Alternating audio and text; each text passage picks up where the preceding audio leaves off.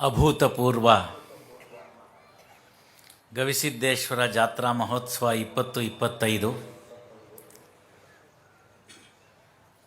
ಸಂಕ್ರಾಂತಿಯಂದು ಪ್ರಾರಂಭವಾಗಿ ಇಂದು ಮುಕ್ತಾಯವಾಗಲಿದೆ. ಇಂತಹ ಒಂದು ಅಭೂತಪೂರ್ವ ಸಮಾಗಮ, ಸಂತರ ಸಮಾಗಮ, ಅದಕ್ಕೆ ಕೊಡಮಾಡಿಕೊಟ್ಟಂತಹ ಅಭಿನವ ಗವಿಸಿದ್ದೇಶ್ವರರೆಂದೇ ಖ್ಯಾತಿ ಪಡೆದಿರತಕ್ಕಂಥ ಅಜ್ಜರ ಶರಣಾರವಿಂದಗಳಲ್ಲಿ ಶರಣಾರ್ಥಿಗಳನ್ನು ಅರ್ಪಿಸ್ತಾ ಸಂತರ ಕೂಟವೇ ನೆರೆದಿದೆ. ಅವರ ಎಲ್ಲರ ಅಡಿದಾವರೆಗಳಲ್ಲಿ ನನ್ನ ಶಿರಸಾಷ್ಟಾಂಗ ನಮನಗಳನ್ನು ಸಲ್ಲಿಸ್ತಾ ಸಿದ್ದೇಶ್ವರನ ಜಾತ್ರೆ ಅಂತಂದರೆ ಶಿವಪಾರ್ವತಿಯರು ಮೇಲಿಂದ ನೋಡ್ತಾ ಇದ್ದಾರೆ ಅನ್ನೋ ಅಂತಕ್ಕಂಥ ಒಂದು ಭಾವನೆ ಮೇಳೈಸಿರುತ್ತೆ. ಕಾರಣ ಎಲ್ಲ ಶರಣರು ಇಲ್ಲಿ ಬಂದು ಸೇರಿರ್ತಾರೆ ಶುದ್ಧ ಮನದಿಂದ ಅಂತ. ಅಂತಹ ಎಲ್ಲ ಶರಣೆಯರಿಗೆ ಶರಣಾರ್ಥಿಗಳನ್ನು ಹೇಳ್ತಾ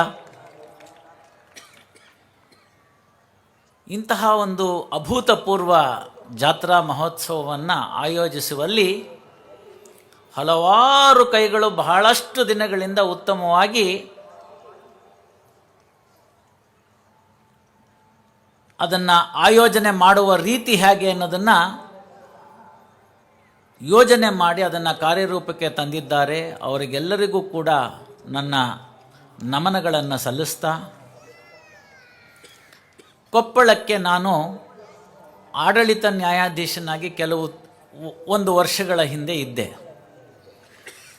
ಆಗ ಗವಿಸಿದ್ದೇಶ್ವರ ನನ್ನನ್ನು ಕರೆಸ್ಕೊಳ್ಳಿಲ್ಲ. ಕಾರಣ ಬೇರೆ ಇತ್ತು. ಅಪ್ಪಾರಿಗೆ ನನಗೆ ಗೊತ್ತು.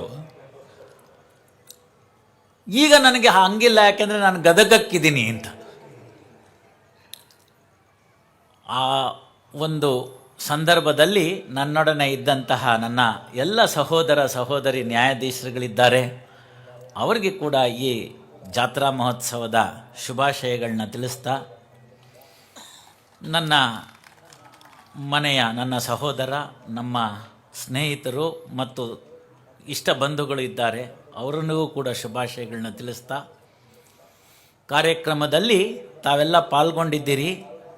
ಇಲ್ಲಿ ಸಹಸ್ರಾರು ಲಕ್ಷಾಂತರ ಕಣ್ಣುಗಳು ನನ್ನನ್ನು ನೋಡ್ತಾ ಇವೆ. ಕಾರ್ಯಕ್ರಮದ ನೇರ ಪ್ರಸಾರ ಲೈವಲ್ಲಿ ಹಲವು ಶರಣೆಯರು ಈ ವರ್ಷ ಗವಿ ಸಿದ್ದೇಶ್ವರನ ಜಾತ್ರೆ ನನಗೆ ತಪ್ಪೋಯ್ತಾ ಅಂತನ್ನೋದನ್ನು ಕೊರತೆಯನ್ನು ನೀಗಿಸಿ ಇದರ ನೇರ ಪ್ರಸಾರದ ಮುಖಾಂತರ ಅವರ ಮನಗಳನ್ನು ತಟ್ಟುತ್ತಿರ್ತಕ್ಕಂಥ ಅವರೆಲ್ಲರಿಗೂ ಕೂಡ ಶರಣಾರ್ಥಿಗಳನ್ನು ಹೇಳ್ತಾ ಸಮಾರೋಪದ ಸಮಾರಂಭ. ಏನು ಸಮಾರೋಪದ ಸಮಾರಂಭ ಅಂತಂದರೆ ಅಲ್ರಿ ಉದ್ಘಾಟನೆ ಆಯಿತು ಮತ್ತು ಮುಗಿಬೇಕಲ್ರಿ, ಅದಕ್ಕೆ ನಿಮ್ಮನ್ನು ಕರೆಸಾರೆ ಒಂದು 4 ಮಾತು ಹೇಳೋಗ್ರಿ.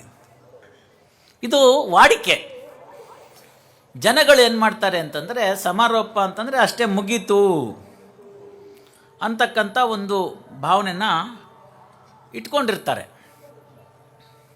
ಆದರೆ ನಮಗೆ ಬೇಕಾಗಿರ್ತಕ್ಕಂಥದ್ದು ಏನು ಅಂತ ನೋಡಿದಾಗ ಮೊದಲು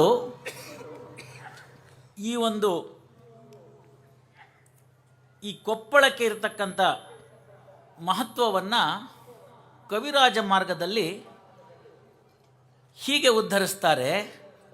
ಕಾವೇರಿಯಿಂದ ಗೋದಾವರಿ ವರಮಿರ್ಧ ನಾಡದ ಕನ್ನಡದೋಳ್ ಭಾವಿಸಿದ ಜನಪದಂ ವಸುಧಾವಲಯ ವಿಲೀನ ವಿಷದ ವಿಷಯ ವಿಶೇಷಂ ಅದರೊಳಗಂ ಕಿಸುವಳಲಾವಿದಿತ. ನೀವು ಅದನ್ನು ಯೋಚನೆ ಮಾಡಿ ಇನ್ನೊಂದು ಸರ್ತಿ ತಿಳ್ಕೋಬೇಕು. ಅದರೊಳಗಂ ಕಿಸುವಳಾವಿದಿತ ಮಹಾಕೋಪಣ ನಗರದ ಅಂತ ಹೇಳಿ ಪದವನ್ನು ಉಪಯೋಗಿಸ್ತಾನೆ ಕವಿರಾಜ ಮಾರ್ಗದಲ್ಲಿ. ಕನ್ನಡ ಪಂಡಿತರುಗಳೆಲ್ಲ ಇದ್ರ ಬಗ್ಗೆ ಹೇಳಿರ್ತಾರೆ. ಅಲ್ಲಿ ಪುಲಿಗೆರೆಯ ಸದವಿಮಸ್ತುಪತಮ ಪ್ರಕುಂದದ ನಡುವನ ನಾಡೇ ನಾಡ್ ಕನ್ನಡ ತಿರುಳು ಅಂತ ಹೇಳ್ತಾರೆ. ಅಂದರೆ ಒಂದು ಉತ್ತಮವಾಗಿರ್ತಕ್ಕಂಥ ರಸಭರಿತ ಹಣ್ಣಿನ ಸಿಪ್ಪೆ ಗಿಪ್ಪೆ ಅವುಗಳನ್ನೆಲ್ಲ ತೆಗೆದುಹಾಕ್ಬಿಟ್ರೆ ಆ ಒಂದು ಏನು ಹಣ್ಣು ನಮಗೆ ತಿರುಳು ಅಂತ ಸಿಗುತ್ತೆ, ಅಂತಹ ತಿರುಳು ಈ ಕೊಪ್ಪಳವಾಗಿತ್ತು ಅಂತ. ಉಳಿಸ್ಕೊಂಡು ಹೋದ್ವಾ? ಯೋಚನೆ ಮಾಡ್ಕೋಬೇಕಾದ ವಿಚಾರ. 75ರ ಅಜ್ಜಣ್ಣ ಹೇಳಿದ್ರು ಇಲ್ಲಿರಬೇಕು ವಿಚಾರ ಅಂತ, ಆತ್ಮಾವಲೋಕನ ಅಂತ. ಶರೀರಮಿಧಂ ಖಲು ಧರ್ಮ ಸಾಧನಂ ಅಂತ ಹೇಳಿದ್ರು. ನಂಗೆ ಸ್ವಲ್ಪ ಭಯ ಆಗುತ್ತೆ, ಯಾಕೆಂದರೆ ಗುರುಗಳಿಗೆ ಕನ್ನಡ, ಇಂಗ್ಲೀಷು ಮತ್ತು ಸಂಸ್ಕೃತದ ಪಾಂಡಿತ್ಯವೂ ಇದೆ. ಶರೀರಮಿಧಂ ಖಲು ಧರ್ಮ ಸಾಧನಂ ಅನ್ನೋದಕ್ಕೆ ನಿರೂಪಕರು ಹೇಳುವಾಗ 75ರ ಅವ್ರು ಹೇಳಿದ್ದಕ್ಕೆ ಗೊತ್ತಾಯಿತು ಅಂದರು. ಅಂತಹ ತಿರುಳನ್ನು ಹೊಂದಿದ್ದಂಥ ಶರಣರ ನಾಡಿನ ಈ ಒಂದು ಕೊಪ್ಪಳದ ಮಹಾಜನತೆಯಲ್ಲಿ ಅಂದಿನ ಸಂಭ್ರಮವನ್ನು ಪುನಃ ಪುನಃ ತರಬೇಕೆಂಬ ಸದುದ್ದೇಶದಿಂದ 9ರಿಂದ 10ನೇ ಶತಮಾನದಲ್ಲಿ ಇಲ್ಲಿ ಒಂದು ಈ ಪರಂಪರೆ ಉಂಟಾಯಿತು. ದೂರದಿಂದ ಬಂದಂಥ ಸಂತರೊಬ್ಬರು ಇಲ್ಲಿ ನೆಲೆಸಿದ್ರು. ಆ ನಂತರ ನಡೆದದ್ದಂಥದ್ದೆಲ್ಲ ಕೂಡ ಇತಿಹಾಸವಾಯಿತು. ಮಠ ಬೆಳೀತು. ಮಠದಲ್ಲಿ ಆಗ್ತಕ್ಕಂಥ ಉತ್ತಮ ಕಾರ್ಯದ ಒಂದು ಮೃಷ್ಟಾನ್ನ ಭೋಜನವನ್ನು ಅಂದಿನ ಜನರು ಸವಿದರು. ಇಲ್ಲೇ ನೆಲೆ ನಿಂತರು. ಈ ನೆಲೆ ನಿಂತಿದ್ದಕ್ಕೂ ಕೂಡ ಅರ್ಥವಿದೆ. ನನಗೆ ಬೇಡ ಲೌಕಿಕ ಜಗತ್ತು ಅಂತ ಹೇಳಿ ಗವಿ ಸೇರಿದ್ರು ಅಂತಕ್ಕಂಥದ್ದು ತಮಗೆಲ್ಲ ತಿಳಿದಿರ್ತಕ್ಕಂಥ ವಿಚಾರ. ಆ ಗವಿ ಅಂತ 2 ಅಕ್ಷರಗಳಿಂದ ಕೂಡಿದ ಪದ. ಎಲ್ಲ ಶರಣರ ವಚನಗಳ ಸಾರವನ್ನು ಅರೆದು ಕುಡಿದು ಅದನ್ನು ತಿರುಳನ್ನು, ಅದರಲ್ಲಿರ್ತಕ್ಕಂಥ ಉತ್ತಮವಾಗಿರ್ತಕ್ಕಂಥ ವಿಚಾರವನ್ನು ತಿಳಿಸ್ತಕ್ಕಂಥ ಪದವೇ ಗವಿ ಅಂತ. ಯಾಕೆ ಅಂತಂದರೆ ಗಾ ಅಂದರೆ ಗಮ್ಯ ಅಂತ. ಮುಂದೆ ಗುರಿ ಇರಬೇಕು, ಹಿಂದೆ ಗುರುವಿರಬೇಕು. ಇದು ಎಲ್ರಿಗೂ ತಿಳಿದಿರ್ತಕ್ಕಂಥ ಮಾತು. ಮುಂದೆ ಗುರಿ ಅನ್ನೋದನ್ನು ಏನು ಅಂತಂದರೆ ಅದನ್ನು ಗಮ್ಯ ಅಂತೀವಿ. ಗೂಗಲ್ ಇಲ್ಲದೆ ಇದ್ದಿದ್ದ ಕಾಲ ಗವಿಸಿದ್ದೇಶ್ವರನ ಮಠಕ್ಕೆ ಬರಬೇಕು ಅಂದರೆ ಏನು ಮಾಡಬೇಕ್ರಿ? ಕೊಪ್ಪಳದಾಗ ಬರೋದು. ಈಗೇನೋ ಬಸ್ಸು ಮತ್ತೊಂದು ಆಟೋ ರಿಕ್ಷಾ ಅವರು ಇವೆಲ್ಲ ಇದೆ. ಹಿಂದಿ ಇದ್ದಿದ್ದ ಕಾಲದಲ್ಲಿ ಏನಿತ್ತು ರೀ? ಅಣ್ಣ ಕೊಪ್ಪಳಕ್ಕೆ ಹೋಗ್ಬೇಕಣ್ಣ, ಗವಿಸಿದ್ದೇಶ್ವರನ್ನ ನೋಡ್ಬೇಕಣ್ಣ ಅಂತಾನೆ. ಹೀಗೆ ನಡ್ಕೋತಾ ಹೋಗಪ್ಪ, ಅಲ್ಲಿ ಬಲಕ್ಕೆ ತಿರ್ಕೋ ಎಡಕ್ಕೆ ತಿರ್ಕೋ ಹೇಳ್ತಿದ್ರು. ನೀವೆಲ್ಲಿಗೆ ಹೋಗಬೇಕು ಅಂತಲೇ ಗೊತ್ತಿಲ್ಲದಿದ್ರೆ ಎಲ್ಲಿ ಗಮ್ಯ? ಮಕ್ಕಳಿಗೆಲ್ಲ ಕೇಳ್ರಿ, ಬೇಸಿಗೆ ರಜೆಗೆ ಎಲ್ಲೋಗೋಣಪ್ಪ ಅಂತ, ಅಂತಿಂಥ ಊರು ಅಂತ ಹೇಳ್ತಾರೆ. ಹೆಂಗೆ ಹೋಗೋದು? ರೈಲ್ನಾಗ ಹೋಗೋದು, ಬಸ್ನಾಗ ಹೋಗೋದು, ಈ ಥರದ್ದೆಲ್ಲ ಹೇಳ್ತಾ ಹೋಗ್ತಾರೆ. ಎಂದೂ ಇಲ್ಲದೆ ಇದ್ದಿದ್ದ ಕಾಲದಲ್ಲಿ ನೀವು ಎಲ್ಲಿಗೆ ಹೋಗಬೇಕು ಅನ್ನೋದನ್ನು ತಿಳ್ಕೊಂಡಾಗ ನಮಗೆ ಬರುತ್ತೆ, ಅಲ್ಲಿದೆ ನಮ್ಮನೆ, ಇಲ್ಲಿ ಬಂದೆ ಸುಮ್ಮನೆ ಅಂತ. ಪ್ರತಿಯೊಬ್ಬನ ಜೀವನದ ಮೂಲಭೂತವಾದ ಗಮ್ಯ ಯಾವುದು ಅಂದರೆ ಶಿವನ ಹತ್ತಿರ ವಾಪಸ್ಸು ಸೇರುವುದು ಅಂತ. ಅಂತಹ ಗಮ್ಯವನ್ನು ಯಾರ್ಯಾರು ಇಟ್ಕೊಂಡಿದ್ದೀರಿ ಇಲ್ಲಿ, ಅವರಿಗೆ ಗವಿಯ ಮೊದಲನೇ ಗ. ಇನ್ನು ವಿ ಅಂತಂದರೆ ಏನು ಅಂತಂದರೆ ವಿಜ್ಞಾನ ಅಂತ. ವಿಜ್ಞಾನ ಅಂದರೆ ನಮಗೆ ಇಂಗ್ಲೀಷ್ನಲ್ಲಿ ಸಿಗ್ತಕ್ಕಂಥ ಟ್ರಾನ್ಸ್ಲೇಷನ್ ಏನು ಅಂತಂದರೆ ವಿಶೇಷ ಸೈನ್ಸ್ ಅಂದ್ಬಿಡ್ತೀವಿ. ಸಂಸ್ಕೃತದಲ್ಲಿ ನೋಡಿದಾಗ ಒಬ್ಬನಿಗೆ ಮೈ ಮೇಲೆ ಎಚ್ಚರವಿದೆಯಾ ಅಂತ ನೋಡೋದಕ್ಕೆ ಏನು ಮಾಡ್ತಾರೆ? ಕಣ್ಣು ಕಿವಿ ಕೇಳಿಸುತ್ತಾ, ಮಾತಾಡೋಕ್ಕೆ ಬರುತ್ತಾ, ಮುಟ್ಟಿದ್ರೆ ಅಲ್ಲಾಡ್ತಾನ, ವಾಸನೆ ಗೀಸನೆ ಬರುತ್ತಾ, ಇಂಥದನ್ನು ನೋಡ್ತೀವಿ. ಇದಕ್ಕೆ ಜ್ಞಾನ ಅಂತ ಕರಿತೀವಿ. ವಿಶೇಷವಾದ ಯಾವ ಜ್ಞಾನ ಇರುತ್ತೆ ಅದಕ್ಕೆ ವಿಜ್ಞಾನ ಅಂತ ಕರೆದ್ರು. ಆ ವಿಜ್ಞಾನವನ್ನು ಹೇಗೆ ಅರ್ಥೈಸ್ಕೋಬೇಕು ಅಂತಂದರೆ ಮೊದಲು ಜೀವ ಇರಬೇಕು. ಅಜ್ಜ ಅವರು ಹೇಳಿದ್ರು ಹೇಗೆ ತಿನ್ನಬೇಕು, ಹಿತ ಬುಕ್ ಮಿತ ಬುಕ್ ಅಂತ. ಹಿತವಾಗಿರಬೇಕು ತಿಂತಕ್ಕಂಥದ್ದು, ಮಿತವಾಗಿರಬೇಕು ಅಂತ. ಧೃತ ಬುಕ್ ಅಂತಂದರೆ ಏನು ತಿಂತೀನಿ ಅನ್ನೋದ್ರ ಬಗ್ಗೆ ಪ್ರಜ್ಞೆ ಇರಬೇಕು ಅಂತ. ಯಾಕೆಂದರೆ input is equal to output ಅಂತ. ಹಾಗಾಗಿ ಅದನ್ನು ನೀವು ಶರೀರವನ್ನು ಉಳಿಸ್ಕೊಳ್ಳೋದಕ್ಕೆ ಹೇಗಿರಬೇಕು, ಸಾತ್ವಿಕ ಆಹಾರವನ್ನು ತೆಗೆದುಕೊಳ್ಬೇಕು ಅಂತ. ಅಜ್ಜ ಅವರ ಜಾತ್ರೆಯಲ್ಲಿ ತ್ರಿವಿಧ ಅಲ್ಲದೆ ಇನ್ನೊಂದು ಬಗೆಯ ದಾಸೋಹ ಇದೆ. ಅದನ್ನು ನಾನು ಪತ್ರಿಕೆಗಳ ಮುಖಾಂತರ ತಿಳ್ಕೊಂಡೆ. ಮಿರ್ಚಿ ದಾಸೋಹ ಅಂತ. ಎಲ್ಲರೂ ತಿಂದಿರೋದಲ್ಲ, ಮಸ್ತ್ ತಿಂದಿರಿ. ಈ ಭಾಗದ ಜನರಿಗೆ ಪ್ರೀತಿಗಾಗಿ ಮಾಡಿರ್ತಕ್ಕಂಥ ಒಂದು ದಾಸೋಹ ಮಿರ್ಚಿ ದಾಸೋಹ ಆಯಿತು. ಆ ದಾಸೋಹವನ್ನು, ತ್ರಿವಿಧ ದಾಸೋಹವನ್ನು, ತ್ರಿಕರಣ ಶುದ್ಧಿಗಳನ್ನು ಮಾಡ್ಕೊಳ್ಳೋದಕ್ಕೆ ಸಾತ್ವಿಕ ಆಹಾರಗಳು ಹೇಗೆ ಬೇಕಾದವು ಅನ್ನೋದನ್ನು ನೋಡುವಾಗ ಈ ದೇಹವನ್ನು ಪಂಚಭೂತಗಳ ಮುಖಾಂತರ ಅಜ್ಜ ಅವರು ತಿಳಿಸ್ಕೊಟ್ರು. ಆ ಪಂಚಭೂತಗಳಲ್ಲಿ ಪಂಚಾವರಣಗಳು ಅಂತ ಹೇಳಿ ಇರ್ತವೆ. ಆ ಮೊದಲನೇ ಆವರಣ ಯಾವುದು ಅಂತಂದರೆ ಅದಕ್ಕೆ ಕೋಶ ಅಂತ ಕರೆದ್ರು, ಅನ್ನಮಯ ಕೋಶ ಅಂತ ಕರೆದ್ರು. ಬದುಕಬೇಕು ಅಂತಂದರೆ ಅನ್ನ ಇರಬೇಕು ಅಂತ. ಇಲ್ಲದೇ ICUನಲ್ಲಿದ್ದಂಗೆ ಬರೀ ಡ್ರಿಪ್ಸಲ್ಲಿ ಇರ್ತಾರಷ್ಟೆ. ಅನ್ನಮಯ ಕೋಶವನ್ನು ಬಿದ್ದಬೇಕು ಅಂದರೆ ಬದುಕಿರಬೇಕು, ಮಿಕ್ಕಿದ್ದಕ್ಕೆಲ್ಲ ಅದು ಆಧಾರ ಅಂತ. ಕಲಿಯುಗೆ ಅನ್ನಗತ ಪ್ರಾಣ ಅಂತ. ಬದುಕಿರಬೇಕು ಅಂತಂದರೆ ಹಿಂದಿನ ಕಾಲದಲ್ಲಾದರೆ ತಪಸ್ಸು ಮಾಡಿ ಗಾಳಿಯಿಂದ ಕೇವಲ ಎಲೆಗಳನ್ನು ಸೇವಿಸಿ ಬದುಕ್ತಿದ್ರು ಅಂತ ಹೇಳಿದ್ರು. ಕಲಿಯುಗದಲ್ಲಿ ಮನುಷ್ಯನ ಆಯುಷ್ಯ ಕಡಿಮೆ ಇದೆ, ಹಾಗಾಗಿ ಅನ್ನಮಯ ಕೋಶ ಆಯಿತು. ಅನ್ನಮಯ ಇದ್ದರೆ ಅದು ಕರೆಂಟ್ ಇದ್ದಂಗೆ. ನೆಕ್ಸ್ಟ್ ಬರ್ತಕ್ಕಂಥದ್ದು ಪ್ರಾಣಮಯ ಕೋಶ ಅಂತ. ಬದುಕನ್ನ ಅವನ ಮುಂದೆ ಹೇಳಿದ್ರೆ ನಡೀತವೆ, ಸತ್ತವನ ಮುಂದೆ ಹೇಳಿದ್ರೆ ಏನು ನಡೀತಾವೆ. ಅದಕ್ಕೋಸ್ಕರ ಪ್ರಾಣಮಯ ಕೋಶ ಆಯಿತು. ಆಮೇಲೆ ಜ್ಞಾನಮಯ ಕೋಶ ಆಯಿತು. ಪ್ರಾಣ ಇದ್ದರೆ ಸಾಕಾಗೋದಿಲ್ಲ. ಉಸಿರಾಡ್ತಾ ಇದ್ದಾನ್ರಿ, ಕಣ್ಗಿಣ್ಣೇನು ಆಡಿಸ್ತಾ ಇಲ್ಲ, ಇವತ್ತೋ ನಾಳೆನೋ ಹೋಗ್ಬೋದು ನೋಡ್ರಿ ಅಂತಂತಾರೆ. ಜ್ಞಾನಮಯ ಕೋಶ ಅಂತಂದರೆ ಇದ್ದಾನೆ ಅಂತಾಯಿತು. ಅದಾದ ಮೇಲೆ ಬರ್ತಕ್ಕಂಥದ್ದು ವಿಜ್ಞಾನಮಯ ಕೋಶ ಅಂತ. ನಮಗೆ ಬೇಕಾಗಿರ್ತಕ್ಕಂಥ ಎರಡನೇ ಅಕ್ಷರ ವಿಜ್ಞಾನಮಯ ಅಂತ. ಆ ವಿಜ್ಞಾನವನ್ನು ತಿರ್ಸ್ಕೊಳ್ಬೇಕು ಅಂತಂದರೆ ವಿಶೇಷವಾದ ಜ್ಞಾನವನ್ನು ಪಡ್ಕೋಬೇಕು ಅಂತ. ಆ ವಿಶೇಷವಾದ ಜ್ಞಾನದಕ್ಕೆ ಸಿಂಬಲೈಸ್ ಮಾಡ್ತಕ್ಕಂಥ ಎರಡನೇ ಅಕ್ಷರ ಗವಿಯಲ್ಲಿ ವಿ ಅಂತಕ್ಕಂಥದ್ದು. ಅದರಿಂದ ಗವಿ ಆಯಿತು. ಗಮ್ಯ ಕಣ್ತು, ವಿಜ್ಞಾನ ಕಣ್ತು. ಇಂತಹ ಗಮ್ಯಕ್ಕೆ ಕರೆದೊಯ್ಯುವ ಸಿದ್ಧ ವಿಜ್ಞಾನವೇ ಗವಿಸಿದ್ದೇಶ್ವರ ಅಂತ. ಅಲ್ಲಿಗೇನಾಯಿತು?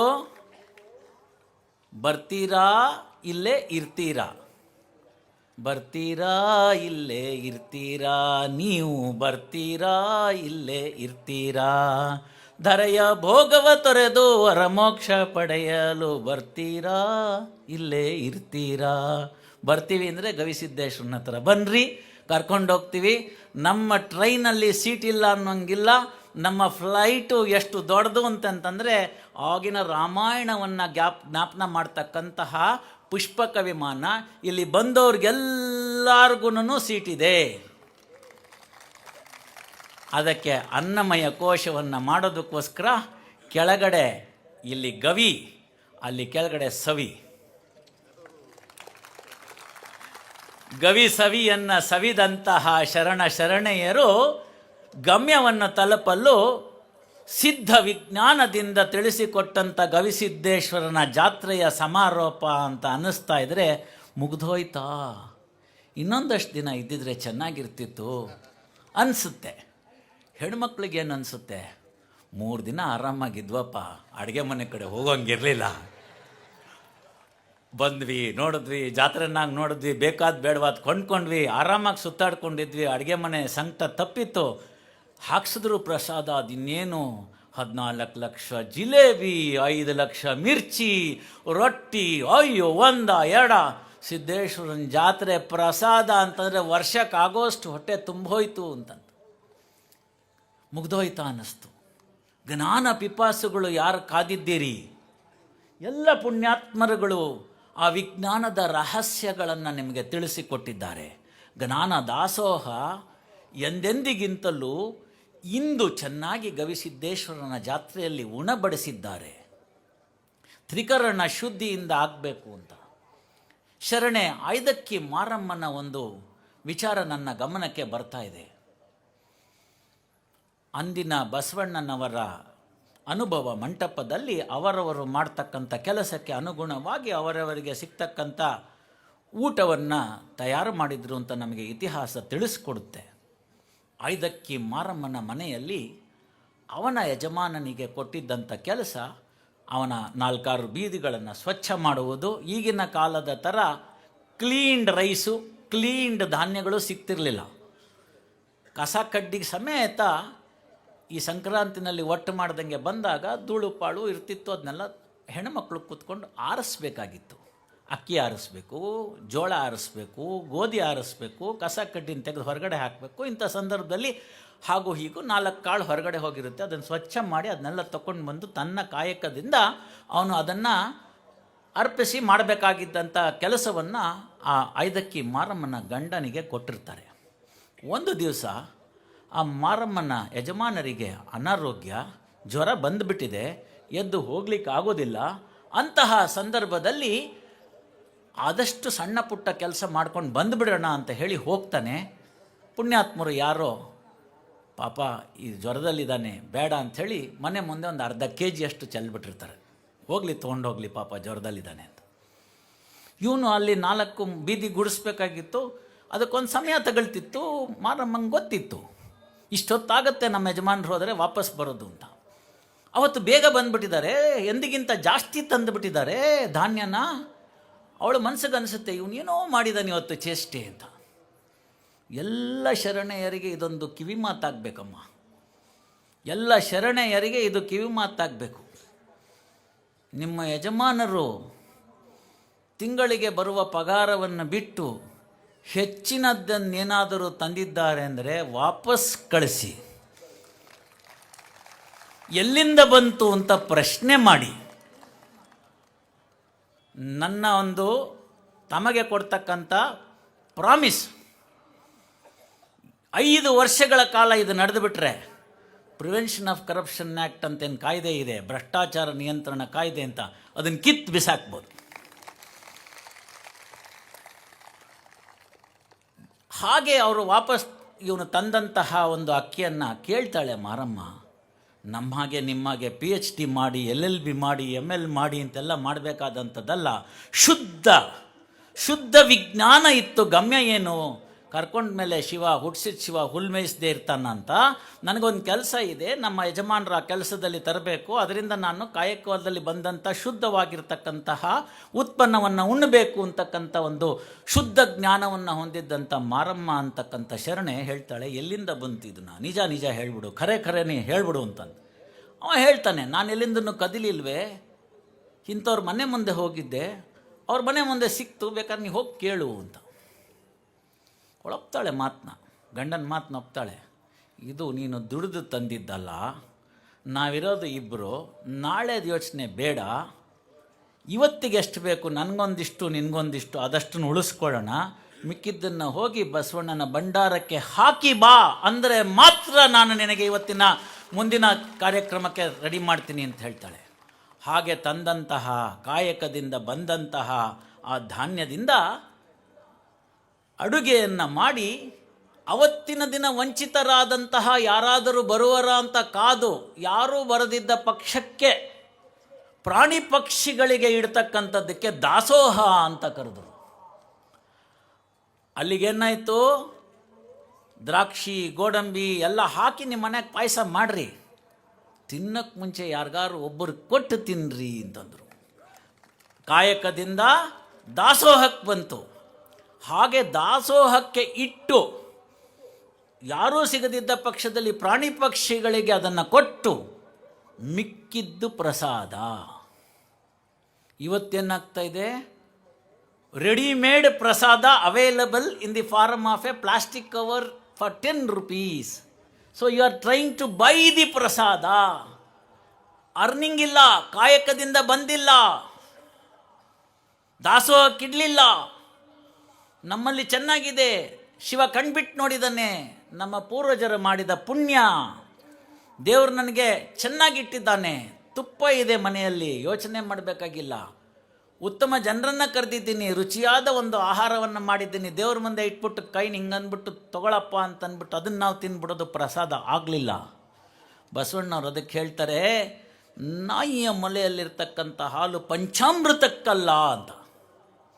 ನ್ಯಾಯವಾದ ದುಡ್ಡಿನನ್ನು ನೀವು ಸಂಪಾದನೆ ಮಾಡಿಲ್ಲವೆಂತಾದರೆ, ಅದರಿಂದ ನೀವು ಆ ಕಾಯಕದಿಂದ ಬಂದಂಥ ಗಳಿಕೆ ಇಲ್ಲ ಅಂತಾದರೆ, ಅಂತಹ ಗಳಿಕೆಯಿಂದ ನೀವು ದಾಸೋಹಕ್ಕಿಟ್ರೆ ಯಾವ ಪ್ರಾಣಿ ಪಕ್ಷಿಗಳು ಕೂಡ ನಿಮ್ಮ ಹತ್ತಿರ ಬಂದು ಒಂದು ಚೂರು ಕೂಡ ನೋಡೋದಿಲ್ಲ. ಅದು ನೋಡಿ ತಿಂದಿದ್ದಲ್ದಲ್ಲೇ ಮಿಕ್ಕಿದ್ದಾಗ್ದಲ್ಲೇ ಅದು ಪ್ರಸಾದ ಆಗಲ್ಲ. ಅಂತಹ ಪ್ರಸಾದವನ್ನೇನಾದರೂ ನೀವು ದಿನನಿತ್ಯ ತಿನ್ನುವಂತಾದರೆ ಭಗವಂತ ಹೇಳ್ತಾನೆ, ನೀವು ಮಾಡೋದೆಲ್ಲ ಮಾಡ್ತಾ ಇರಪ್ಪ, ನನಗೂ ಒಂದು ಟೈಮ್ ಬರುತ್ತೆ, ಐ ಸಿ ಯು ಅಂತಾನೆ. ಅದೇ ಐ ಸಿ ಯು. ನಿಮ್ಗೆ ಅನಿಸಿರುತ್ತೆ, ಸಾಹೇಬ್ರೆ ನೀವೇನೋ ಹೇಳ್ತೀರಿ, ನಮ್ಮ ಕಣ್ಣು ಮುಂದೆನೇ ಇದ್ದಾನೆ, ಹೋದ ವರ್ಷ ಸ್ವಿಫ್ಟ್ ಕಾರು, ಈ ವರ್ಷ ಬೆನ್ಸ್ ಕಾರು, ಏನೂ ಆಗಲೇ ಇಲ್ವೇ ಅವನಿಗೆ, ನಾವು ಅದೇ ಸೈಕಲ್ನಾಗ ಅಡ್ಡಾಡ್ತಿದ್ದೀವಿ. ಆವಾಗ ಭಗವಂತ ಹೇಳಿದ್ದು ಐ ಸಿ ಯು ಅಂತ. ಕನಕದಾಸರು ಹೇಳ್ತಾರೆ, ಯಾರೂ ಸಂಗಡ ಬಾಹೋರಿಲ್ಲ. ಆಗಿನ ಕಾಲದ ಐ ಸಿ ಯುನ ಅವರು ವರ್ಣನೆ ಮಾಡ್ತಾರೆ. ಸುತ್ತಲೂ ಕುಳಿತಿದ್ದ ಮಿತ್ರ ಬಾಂಧವರೆಲ್ಲ ಹೊತ್ತು ಹೋಯಿತು ಹೊರಗೆ ಹಾಕೆನುವರು, ಹಿತ್ತಲ ಕಸಕ್ಕಿಂತ ಕಡೆಯಾಯಿತಿ ದೇಹ ಹೊತ್ತುಕೊಂಡೊಯ್ದು ಅಗ್ನಿಯಲ್ಲಿ ಬಿಸಿಡುವರು. ಯಾರೂ ಸಂಗಡ ಬಾಹೋರಿಲ್ಲ. ಸ್ನೇಹಿತರೆ, ಮಕ್ಕಳು ಫಾರಿನಲ್ಲಿರೋರಿಗೆ ಗೊತ್ತಿರುತ್ತಿಲ್ಲಿರೋರಿಗೆ ಹೆಂಗೆ ದುಡ್ಡು ಕಳಿಸೋದು ಅಂತ. ಇಲ್ಲಿಂದ ನಮ್ಮ ರೂಪಾಯಿ ನಡೆಯಂಗಿಲ್ಲ. ಇಲ್ಲಿ ನೀವು ಹೋಗಿ ಒಂದು ಕಂಪನಿ ಇರುತ್ತೆ, ವೆಸ್ಟರ್ನ್ ಯೂನಿಯನ್ ಮನಿ ಟ್ರಾನ್ಸ್ಫರ್ ಅಂತ. ಆ ಕಂಪ್ನಿಗೆ ಹೋಗಿ ರೊಕ್ಕ ಕೊಡಬೇಕು. ನೀವು 100 ರೂಪಾಯಿ ಕೊಟ್ಟರೆ ಅವ್ರ ಲೆಕ್ಕಾಚಾರದಲ್ಲಿ 1 ರೂಪಾಯಿ, ಅದು ಸ್ವಲ್ಪ ಹೆಚ್ಚು ಕಡಿಮೆ ಡಾಲರ್ನಲ್ಲಿ. ಇವತ್ತು ಅಲ್ಲಿಗೆ ಬಂದು ತಲುಪಿದ್ದೀವಿ ನಾವು. 80 ರೂಪಾಯಿ ನಾವು ಇಲ್ಲಿ ಕೊಟ್ಟರೆ ಅಲ್ಲಿ $1 ಸಿಕ್ದಂಗೆ. ನೀವು ಕಷ್ಟಪಟ್ಟು ಇಲ್ಲೆಲ್ಲ ಮಾಡಿ ಸಂಕ್ರಾಂತಿಗೆ ಎಲ್ಲ ಮಾಡಬೇಕಾದ್ದೆಲ್ಲ ಮಾಡಿ, ಪೈರು ತೆಗೆದು ಪಚ್ಚೆ ತೆಗೆದು ಗವಿಸಿದ್ದೇಶ್ವರನ ಮಠಕ್ಕೆ ಕೊಟ್ಟು, ಉಳಿದಿದ್ದು ಮಳಿದಿದ್ದೆಲ್ಲ ರೆಡಿ ಮಾಡಿ, ನಿಮ್ಮನೆಗೆ ಒಂದಿಷ್ಟುಕೊಂಡು ಮಿಕ್ಕಿದ ದುಡ್ಡನ್ನು ಮಾಡಿ, ನನ್ನ ಮಗ ಅಲ್ಲಿ ಚೆನ್ನಾಗಿದ್ದಾನೆ, ನನ್ನ ಮಗಳು ಚೆನ್ನಾಗಿದ್ದಾನೆ ಅಂತ ಕಳಿಸ್ಕೊಡ್ತೀರಿ. ಅವರು ಅಲ್ಲಿ ಚೆನ್ನಾಗಿರ್ತಾರೆ, ಉತ್ತಮವಾಗಿರ್ತಕ್ಕಂಥವ್ರು ಉತ್ತಮವಾಗಿ ವಾಪಸ್ ಬರ್ತಾರೆ. ಅಲ್ಲಿಗೇನಾಯಿತು, ಇಲ್ಲಿ ದುಡಿದಂಥ ಹಣವನ್ನು ಅಲ್ಲಿಗೆ ಕಳಿಸ್ಬೇಕಾದಾಗ ವೆಸ್ಟರ್ನ್ ಯೂನಿಯನ್ ಮನಿ ಟ್ರಾನ್ಸ್ಫರ್ ಅನ್ನೋದ್ರ ಮುಖಾಂತರ ಕಳಿಸಿದ್ವಿ. ಅಲ್ಲಿಗೆ ಕಳ್ಸೋಕ್ಕೆ ಯಾವ ಮನಿ ಯೂನಿಯನ್ ಟ್ರಾನ್ಸ್ಫರ್ ಇದೆ ರೀ? ಅಲ್ಲಿಗೆ ಬರ್ತೀರಾ ಅಂತ ಕೇಳಿದ್ನಲ್ಲ, ಅಲ್ಲಿ ರೂಪಾಯಿ ನಡೆಯೋಂಗಿಲ್ಲ. ಮತ್ತೆಲ್ಲಿಗೆ ಕಳಿಸೋದು ನಾವಾಗ? ಏನು ಕಳಿಸೋದು? ಏನು ತಗೊಂಡು ಹೋಗ್ಬೋದು ಇಲ್ಲಿಂದ? ಒಂದು ಮಗು ಇವತ್ತು ಈ ಕ್ಷಣ ಜನನವಾಯಿತು ಅಂತಂದರೆ ಅಲ್ಲಿ ಸಿಸ್ಟಮ್ ಹೆಂಗಿದೆ ಅಂದರೆ, ಅದಕ್ಕೆ ರಿಟರ್ನ್ ಟಿಕೆಟ್ನ, ಪಾಸ್ಪೋರ್ಟ್ನ ರೆಡಿ ಮಾಡಿ ಕೊಟ್ಬಿಟ್ಟೇ ಕಳಿಸಿರ್ತಾರೆ. ಅದು ನಮಗೆ ಡೇಟು ಟೈಮು ಅಷ್ಟೇ ಗೊತ್ತಿಲ್ಲ. ಮತ್ತು ಆ ಫ್ಲೈಟ್ ಇದೆಯಲ್ಲ, ಆ ಫ್ಲೈಟ್ ಯಾವತ್ತೂ ಒಂದು ದಿನನೂ ಒಂದು ಕ್ಷಣನೂ ನಿಲ್ಲೋದಿಲ್ಲ, ಲೇಟ್ ಆಗೋದಿಲ್ಲ. ದಾಸರು ಹೇಳಿದ್ರು, ಅಂತಕನ್ನ ದೂತರಿಗೆ ಕಿಂಚಿತ್ತೂ ದಯವಿಲ್ಲ ಅಂತ. ಯಮನ್ ಭಟ್ರಿಗೆ ಮದುವೆ ಮನೆ ಇದೆ ಕಣೋ, ಹೆಣ್ಣನ್ನು ನಾನು ದಾರೆ ಎರೆದು ಕೊಟ್ಬಿಟ್ಟು ಕನ್ಯಾ ಪುಣ್ಯ ತೆಗೆದುಕೊಂಡು ಕನ್ಯಾದಾನ ಮಾಡಿದ ಪುಣ್ಯ ತೊಗೊಂಡು ಬರ್ತೀನಿ ಅಂದರೆ, ಪರವಾಗಿಲ್ಲ, ಅದಕ್ಕೆ ನನ್ನ ಹತ್ರ ಟೈಮ್ ಇಲ್ಲ, ನಡಿ ಅಂತಾನೆ. ಮಕ್ಕಳು ಹಾಲು ಕುಡಿತಿದೆ ಕಣೋ, ಕುಡಿಸ್ಬಿಟ್ಟು ಬರ್ತೀನಿ ಅಂದರೆ ಆಗೋದಿಲ್ಲ ಅಂತ ಹೇಳ್ತಾನೆ, ತಾಯಿನ ಎತ್ಕೊಂಡು ಹೋಗ್ಬಿಡ್ತಾನೆ. ಅದಕ್ಕೆ ಅಂತಕನ್ನ ದೂತರಿಗೆ ಕಿಂಚಿತ್ತೂ ದಯವಿಲ್ಲ ಅಂತ ಹೇಳಿದ್ರು ದಾಸರು, ಎಚ್ಚರಿಸಿದ್ರು ನಮಗೆ. ಹಾಗಾದರೆ ಏನು ತಗೊಂಡು ಹೋಗ್ಬೋದು ಸರ್ ನಾವು? ಅಲೆಕ್ಸಾಂಡ್ರು ತನ್ನ ಸಮಾಧಿಯಿಂದ ಒಂದು ಕೈಯನ್ನು ಹೊರಗೆ ಇಟ್ಟು ನನ್ನನ್ನು ಸಮಾಧಿ ಮಾಡಿ ಅಂತ ಕೇಳ್ಕೊತಾನೆ. ಯಾಕೆ ಕೇಳ್ಕೊತಾನೆ ಆ ರೀತಿ ಅಂತ ಕೇಳಿದ್ರೆ, ಇಡೀ ಭೂಮಂಡಲವನ್ನು ನಾನು ಗೆದ್ದೆ, ಇಲ್ಲಿಂದ ನಾನು ಏನನ್ನೂ ಪಡೆದುಕೊಂಡು ಹೋಗಲಾಗಲಿಲ್ಲ ಅನ್ನೋದನ್ನು ಜನಗಳಿಗೆ ತೋರಿಸಿ, ಹುಚ್ಚು ಹಣದ ಹಿಂದೆ, ಹುಚ್ಚು ಕೀರ್ತಿಯ ಹಿಂದೆ ಅಲಿಬೇಡಿ ಹುಚ್ಚಪ್ಪಗಳಿರ, ಬೇಡ ಅಂತ ಹೇಳಿ ಕೈಯನ್ನು ಹೊರಗಿಟ್ಟು ಹೋಗ್ತಾನೆ. ನಾವು ಬುದ್ಧಿ ಕಲ್ತವ? ಇಲ್ಲ.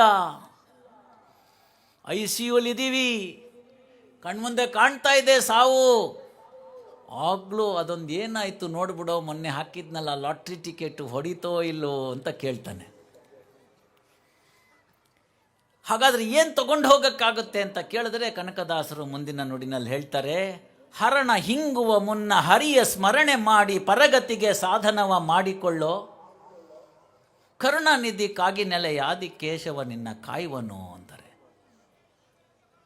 ಎಲ್ಲ ವಚನಗಳಲ್ಲಿ, ಎಲ್ಲ ದಾಸ ಸಾಹಿತ್ಯದಲ್ಲಿ ಈ ನಾಡು ಅತ್ಯಂತ ಶ್ರೀಮಂತವಾಗಿ ನಮಗೆ ಕೊಟ್ಟೋದಂತಹ ವಿಚಾರಗಳನ್ನು ನಾವಿವತ್ತು ಮರಿತಾ ಇದ್ದೀವಿ. ಬೇಡದ ಪಾಶ್ಚಾತ್ಯ ಸಂಸ್ಕೃತಿಗೆ ಮರಳಾಗಿದ್ದೀವಿ. ಅಜ್ಜ ಅವರು ಹೇಳಿದಂತಹ ಉತ್ತಮವಾದ ಖಾದ್ಯ ಇವತ್ತು ನಮ್ಮ ನಾಲಿಗೆಗೆ ರುಚಿ ಬರ್ತಿಲ್ಲ. ಮೃಷ್ಟಾನ್ನವಾಗಿರ್ತಕ್ಕಂಥದ್ದನ್ನು ಇಟ್ಟಿದ್ದೀವಿ. ರೊಟ್ಟಿ ತಿಂದವ ಗಟ್ಟಿಯಾದವ, ಮುದ್ದೆ ಉಂಡವ ನಿರೋಗಿಯಾದವ ಅಂತ ಹೇಳಿದಂಥ ಗಾದೆಯನ್ನು ಬಿಟ್ಟಿದ್ದೀವಿ. ಇಂಥ ಎಲ್ಲ ವಿಚಾರಗಳನ್ನ ನಾವು ಬಿಟ್ಟ ಮೇಲೆ ಏನು ನಮ್ಮ ಮಕ್ಕಳು ಯಾಕೆ ಸರಿ ಹೋಗ್ತಾ ಇಲ್ಲ ಅಂತಂದರೆ 2 ಮಿನಿಟ್ಸ್ ಮ್ಯಾಗಿ ಅಲ್ಲ. 2 ಮಿನಿಟ್ಸ್ ಮ್ಯಾಗಿ ಆದಮೇಲೆ ಅಪ್ಪನ ಪ್ರೀತಿ 2 ಮಿನಿಟ್ಸ್ ಅಲ್ಲ, ಅಮ್ಮನ ಪ್ರೀತಿ 2 ಮಿನಿಟ್ಸ್ ಅಷ್ಟೇ ಅಲ್ವಾ.